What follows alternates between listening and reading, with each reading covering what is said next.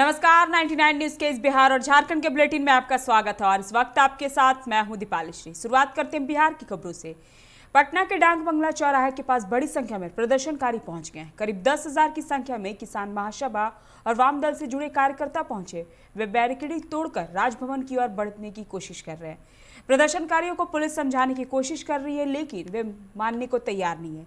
इस दौरान पुलिस के साथ प्रदर्शनकारियों की धक्का मुक्की भी हुई। बता दें कि किसान आंदोलन के समर्थन और बिजली कानून के विरोध में अखिल भारतीय किसान महासभा की ओर से पटना में गांधी मैदान से राजभवन के लिए मार्च का आयोजन किया गया। पहले से यह घोषित था कि मार्च गांधी मैदान के 10 नंबर गेट से निकाला जाएगा, लेकिन 10 नंबर गेट पर प्रशासन की ओर से ताला लगा दिया गया। पश्चिम बंगाल के विधानसभा चुनाव में जदयू लगभग 50 सीटों पर अपनी ताकत आजमाएगा। पार्टी ने सीटों की संख्या को लेकर मोटे तौर पर यह मन बनाया है। आखिरी तौर पर जदयू के राष्ट्रीय अध्यक्ष आरसीपी सिंह को यह फैसला लेना है कि पश्चिम बंगाल में कितनी सीटों पर पार्टी अपनी ताकत आजमाएगी। जदयू के राष्ट्रीय महासचिव केसी त्यागी का कहना है कि वह कोई बदले की भावना के साथ पश्चिम बंगाल के चुनाव मैदान में नहीं जा रहे हैं। पार्टी अपने विस्तार की योजना के तहत पश्चिम बंगाल में चुनाव लड़ेगी।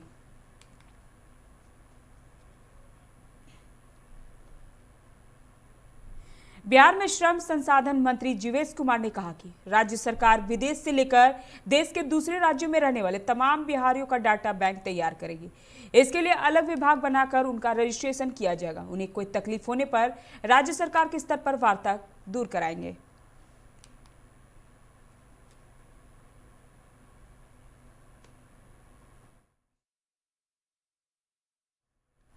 करीब 9 महीने तक बंद रहने के बाद पटना एम्स की सामान्य ओपीडी एक बार फिर खुल गया।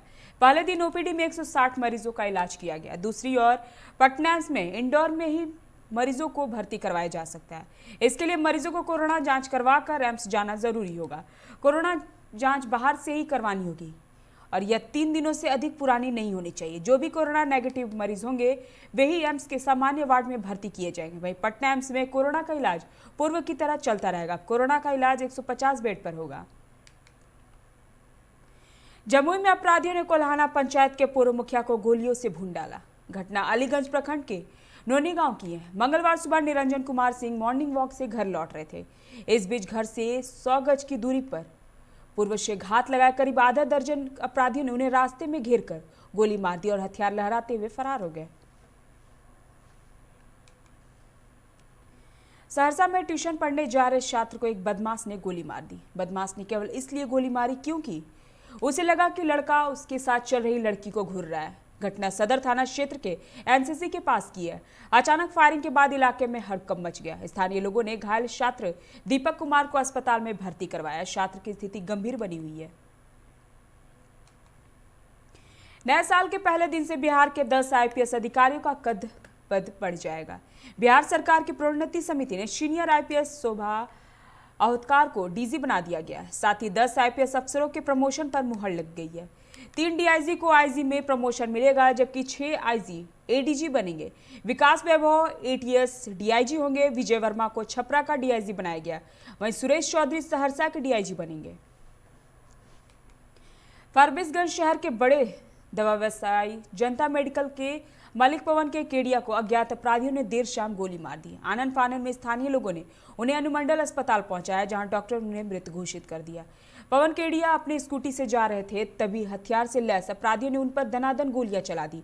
उन्हें 2 गोलियां लगी है। एक गोली सीने के बगल में, जबकि दूसरी गोली उनके बाएं हाथ पैर में लगी है। घटना की सूचना मिलते ही फारबिसगंज पुलिस अस्पताल पहुंचकर जांच में जुट गई है। बिहार के कैमूर जिले के नुआव प्रखंड के पीएससी गरमा में डॉक्टर ने एक गर्भवती महिला का बांध्यकरण कर दिया। जिस महिला की नसबंदी की गई, अल्ट्रासाउंड जांच में उसके गर्भवती होने का खुलासा हुआ, जिसके बाद हड़कंप मच गया। घबराए परिजन आनंद फानन में पीएससी पहुंचे और डॉक्टरों के खिलाफ लापरवाही करने का आरोप लगाया व कार्रवाई करने की मांग की है। इस बीच प्रभारी चिकित्सा पदाधिकारी ने कहा कि नसबंदी पूरी तरह सफल है। लोगों का कहना है कि यदि चिकित्सा पदाधिकारी की बात सही है तो इसका मतलब यह हुआ कि इसकी जानकारी रहते हुए महिला का गर्भावस्था में ही नसबंदी कर दिया गया। झारखंड की हेमंत सोरेन सरकार मंगलवार को 1 साल का कार्यकाल पूरा कर रही है। कोरोना संकट के कारण साल 2020 उतार चढ़ाव भरा रहा। अब सरकार ने नए संकल्प और उत्साह के साथ इस खास दिन को यादगार बनाने की तैयारी की है। रांची के मोरहाबादी मैदान में हो रहा है राज्य स्तरीय समारोह शुरू हो गया। मुख्यमंत्री हेमंत सोरेन कार्यक्रम स्थल पर पहुंच चुके हैं। तालियों की गड़गड़ाहट से लोगों ने मुख्यमंत्री का जोरदार स्वागत किया। मुख्यमंत्री के साथ साथ अन्य विभागों के भी मंत्री भी कार्यक्रम स्थल पर पहुंचे। मुख्यमंत्री हेमंत सोरेन का भव्य एवं परंपरागत तरीके से स्वागत किया। मुख्यमंत्री के साथ शिबू सोरेन मौजूद हैं। पूर्व केंद्रीय गृह राज्य मंत्री आरपीएन सिंह समारोह के विशिष्ट अतिथि हैं।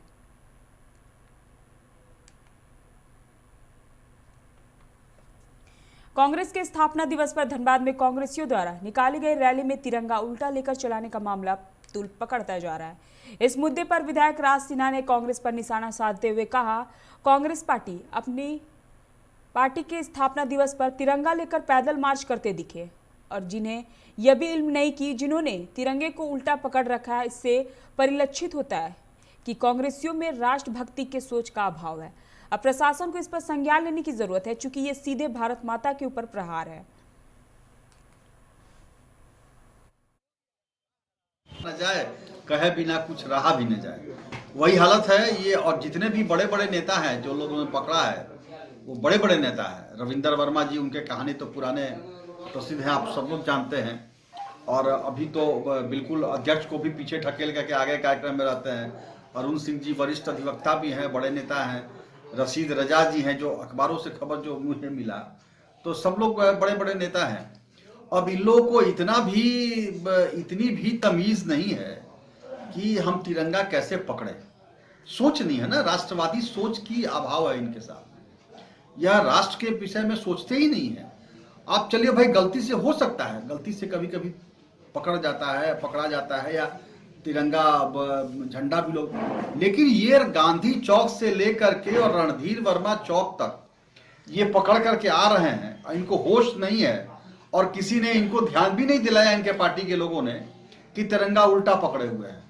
ये तो स्वतः संज्ञान लेना चाहिए सरकार को, प्रशासन को। इस प्रकार से लगभग 1 किलोमीटर की दूरी ये तिरंगा को उल्टा करके चल रहे हैं, तो उल्टी सोच है इनकी। यह तो आज सच्चाई है ना। किसान आंदोलन के आड़ में राष्ट्र विरोधी ताकतें वहां पे बैठी हुई हैं, तो वो तो करंट यहां से चला और इनके साथ भी आ गया। और इसलिए अब इससे बड़ा और क्या हो सकता है।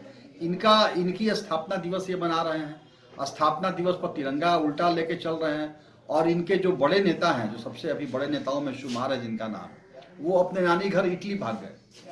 भारत माता से प्रेम हो तब ना। वक्त तो चला एक छोटी सी ब्रेक का, मिलते हैं ब्रेक के बाद। Hey, I'm sexy Mr. Brown, a prince who's just been crowned. I can brighten up your day, 'cause I'm so sunny. Hey, I'm sexy Mr. Brown, heading out to town. You can hate me all the way, 'cause I got my honey. And that's not funny, my honey makes me sing all night.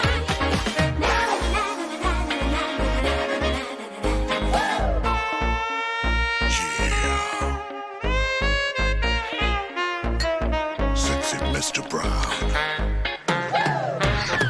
Your wait for sheer extravagance is over. Presenting Kia Carnival. Bookings open. जब अपने घर के लिए सही दरवाजे चुनने की बात हो, तो चुनिए सिर्फ टाटा प्रवेश के दरवाजे, जो लकड़ी के दरवाजों से कई गुना है बेहतर। टाटा प्रवेश के दरवाजों में है स्टील की मजबूती और लकड़ी की खूबसूरती। टाटा प्रवेश के दरवाजे फ्रेम और एक्सेसरीज के साथ फैक्ट्री में तैयार किए जाते हैं। लकड़ी के दरवाजे बनाने के लिए बहुत से लोगों से संपर्क करना पड़ता है, जो कि इस समय नुकसानदायक हो सकता है। लकड़ी के दरवाजों को लगाने में 8 चरणों से गुजरना और 6 प्रकार के लोगों के संपर्क में आना होता है, जबकि टाटा प्रवेश के दरवाजों का इंस्टॉलेशन केवल 2 चरणों में हो जाता है। बस अपना दरवाजा चुनें, उसका आकार नापें और नो टच डिलीवरी पाएं। इसे हमारी प्रशिक्षित इंस्टॉलेशन टीम द्वारा लगाया जाता है, जो सैनिटाइजेशन प्रोटोकॉल्स का ख्याल रखती है। टाटा प्रवेश के दरवाजे लकड़ी के दरवाजों से कई गुना मजबूत होते हैं और आपके परिवार को सुरक्षित रखते हैं। स्टील के बने होने के कारण इन दरवाजों में स्वाभाविक रूप से न तो दीमक लगता है और न ही इनमें आग पकड़ने का डर होता है। टाटा प्रवेश के दरवाजे मेंटेनेंस फ्री और वेदर प्रूफ होते हैं। सामान्य लकड़ी के दरवाजों की तरह ये न तो सिकुड़ते फैलते हैं और न ही इनमें दरार आती है। लकड़ी के दरवाजों की गुणवत्ता और उनका टिकाऊपन प्रमाणित नहीं होता, जबकि टाटा प्रवेश के दरवाजे उम्दा फिनिश, कई डिजाइन के और 5 वर्षों की वारंटी के साथ आते हैं। एक बात और, लकड़ी के दरवाजों के लिए जंगलों की कटाई होती है, वहीं दूसरी ओर टाटा प्रवेश के दरवाजे पेड़ों को कटने से बचाते हैं तथा ये 100% रिसाइक्लेबल होते हैं। अब ये आप पर है कि आप अपने घर में कौन सा दरवाजा लगाना चाहते हैं। बेस्ट चुनिए, टाटा प्रवेश के दरवाजों और खिड़कियों को चुनिए।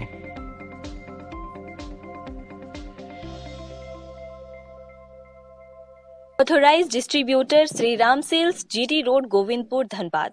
आप इस नंबर पर संपर्क कर सकते हैं 7004709213 9534400091।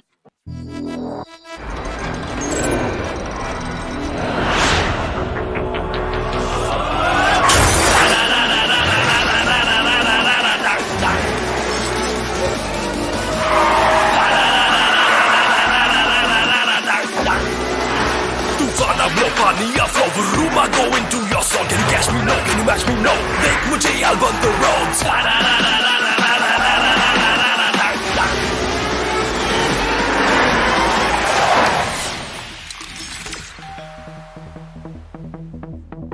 Hi. You're early. I know. XUV 300. Authorised dealer, model fuels, Dhanbad, Bokaro, Giridih. आप इस नंबर पर संपर्क कर सकते हैं 8929207235, 8929207236, 9711355896। जय टीएमटी, भरोसा अटूट एवं सुरक्षित निर्माण का।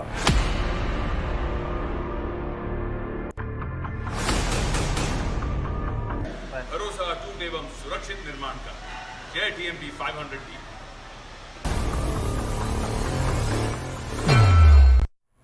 ब्रेक के बाद आपका स्वागत है। रुक करते हैं अगली खबर की ओर। पश्चिमी सिंहभूम की चाईबासा पुलिस और सीआरपीएफ ने संयुक्त ऑपरेशन चलाकर नक्सलियों की बड़े हमले की योजना को विफल कर दिया। संयुक्त अभियान में 22 आईडी बम बरामद किए गए हैं। नक्सलियों ने सुरक्षा बलों को नुकसान पहुंचाने के लिए इन आईडी बमों को गोयलकेरा के रेगाड़बेड़ा से आराहाशा की ओर जंगल जाने वाले रास्ते में ये बम लगा रखे थे, जिसकी सूचना मिलने के बाद समय रहते सीआरपीएफ ने सभी बमों को बरामद कर डिफ्यूज कर दिया गया, जिससे बड़ी घटना टल गई। संभावना जताई जा रही है नक्सलियों ने पूरी पेट्रोलिंग पार्टी को उड़ाने के लिए सीरियल बम लगाए हुए थे।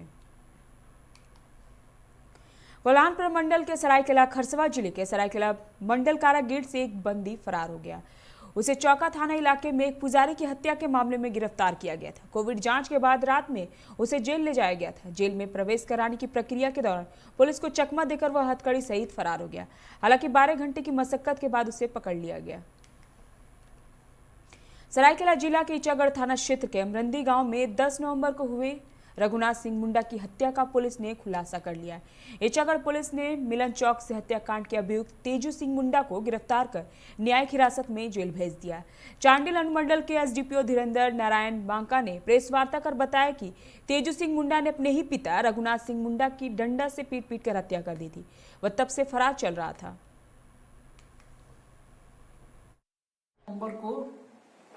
10 नवंबर की रात्रि में ईचागढ़ थाना अंतर्गत ग्राम आमंद्री में तेजू सिंह मुंडा के द्वारा अपने पिता रघुनाथ सिंह मुंडा की डंडा से मारकर हत्या कर दी गई थी, जिसके संबंध में ईचागढ़ थाना अंतर्गत तेजू सिंह मुंडा के विरुद्ध हत्या का मामला दर्ज किया गया था।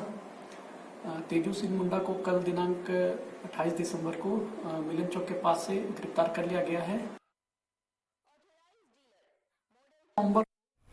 गोला के आजिसू प्रखंड उपाध्यक्ष अंबुज केवट की धोबियाजारा जंगल से लाश बरामद की गई है। अंबुज की बाइक कुछ दूरी पर पड़ी मिली। घटना की सूचना के बाद मौके पर पहुंची पुलिस मामले की जांच में जुट गई। अंबुज के सिर पर चोट के निशान मिले। पुलिस परिजनों से पूछताछ कर रही है। हालांकि अब तक हत्या की वजह स्पष्ट नहीं हो पाई है। गिरिडीह में ईंट भट्टे में काम कर रहे पिता को खाना देने जा रहे 8 साल के बच्चे को ट्रक ने कुचल डाला। हादसे में मासूम की मौके पर ही मौत हो गई। इस दौरान मासूम के साथ उसकी 6 साल की बहन और दादी भी जो गंभीर रूप से घायल हैं। दोनों को बेहतर इलाज के लिए रिम्स रेफर कर दिया गया है।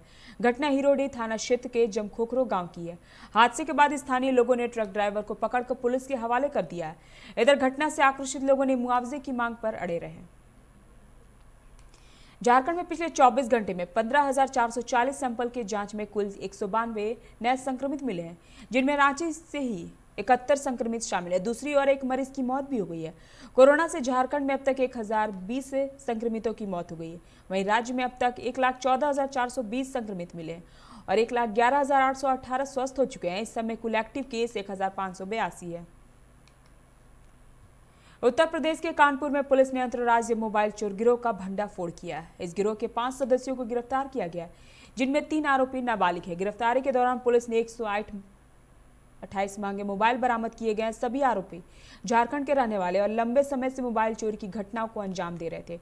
चोरी करने के बाद एक साथ भारी मात्रा में मोबाइल फोन नेपाल और बांग्लादेश में बेचते थे। सरायकेला खरसावां जिले के ईचागढ़ प्रखंड क्षेत्र का बड़ा चुनचुंडिया में साइकिलिंग एवं कुश्ती संघ की एक मंथन सभा का आयोजन किया गया, जिसकी अध्यक्षता लक्ष्मण महतो ने की। साथ ही खेल मैदान का भी अवलोकन किया। वहीं इस दौरान साइकिलिंग एवं कुश्ती संघ के जिला सचिव दिलीप कुमार गुप्ता ने युवाओं को खेल के प्रति जागरूक किया। साथ ही इसके महत्व को बताते हुए 2 जनवरी से होने वाले एथलेटिक्स गेमों के कोचिंग में भाग लेने की अपील की। उन्होंने कहा कि 2 जनवरी को बड़ा चुनचुंडिया में फुटबॉल, हॉकी, क्रिकेट, कबड्डी, कुश्ती, साइकिलिंग का अनुभवी कोचों के द्वारा बच्चों को कोचिंग दी जाएगी।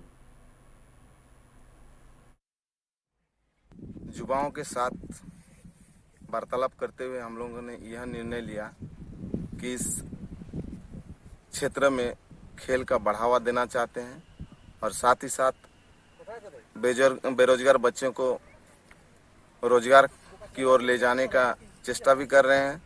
और हम लोग चाहते हैं कि 2 तारीख से इस क्षेत्र में खेल को बढ़ावा देने के लिए रोज प्रशिक्षण देना चाह रहे हैं और 2 तारीख से हम लोग प्रैक्टिस जारी रखेंगे। ईचागढ़ प्रखंड के चुनचुंडिया ग्राम में आज एक बैठक हुई कि हम लोग के क्षेत्र का जितना भी बच्चे हैं, सब बच्चों का जो खेल के माध्यम से आगे बढ़ने के लिए वो लोग का जो रास्ता चाहिए, प्लेटफॉर्म, वो तैयार करने के लिए हम लोग यहाँ पर शनिवार 2 तारीख से हम लोग यहाँ पर प्रैक्टिस शुरू करना चाहते हैं, जिससे बच्चा लोग अपना टैलेंट, अपना जो प्रतिभा है वो निखार करके हमारे जिला का, हमारे राज्य का, हमारे देश का नाम रोशन कर पाएंगे। अभी के इस बिहार और झारखंड के बुलेटिन में फिलहाल इतना ही। अब बने रहे 99 न्यूज के साथ। नमस्कार।